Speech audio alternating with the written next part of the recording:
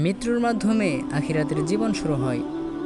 মৃত্যুকে আরবিতে বলা হয় মৌত। জীবন যেমন মহান আল্লাহ সৃষ্টি করেছেন, তেমনি মৃত্যু মহান রব্বুল আলামিনের নির্দেশেই হয়ে থাকে। জীবন ও মৃত্যু সম্পর্কে মহান আল্লাহ বলেন, যিনি সৃষ্টি করেছেন মরণ ও জীবন, যাতে তোমাদেরকে পরীক্ষা করতে পারেন কে তোমাদের মধ্য কর্মে শ্রেষ্ঠ। সূরা আল মুলুক আয়াত নম্বর 2। মৃত্যু থেকে কারো বাঁচার কোনো উপায় নেই।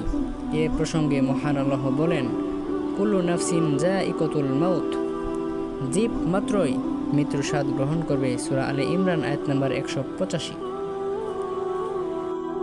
মৃত্যুর পর থেকে কিয়ামত পর্যন্ত সময়কে কবর বা বারজাখের জীবন বলা হয়।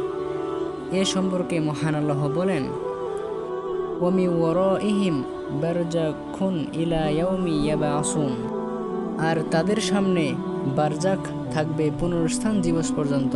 সূরা আল মুমিনুন আয়াত নম্বর 100। কবর বা বারজাখ জীবনে মুনকার ও নাকির নামে দুজন ফেরেশতা 3টি প্রশ্ন করবেন। প্রশ্নগুলো হলো, তোমার রব কে, তোমার দিন কি? রাসূল সাল্লাল্লাহু আলাইহি সাল্লাম এর প্রতি ইঙ্গিত করে বলা হবে, এ ব্যক্তি কে? দুনিয়ার জীবনে যারা আল্লাহ ও তার রাসূলের নির্দেশ মতো চলে, তারা এই প্রশ্নসমূহের সঠিক জবাব দিতে পারবে। তারা বলবে, আমার রব আল্লাহ, ইসলাম আমার দিন এবং ইনি মুহাম্মদ সাল্লাল্লাহু আলাইহি সাল্লাম আমার নবী।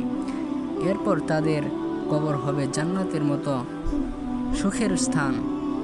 আর যারা আল্লাহ ও তার রাসূলের নির্দেশ মতো চলে না, তারা উত্তর দিতে পারবে না, তাদের কবর হবে অত্যন্ত কষ্টের জায়গা।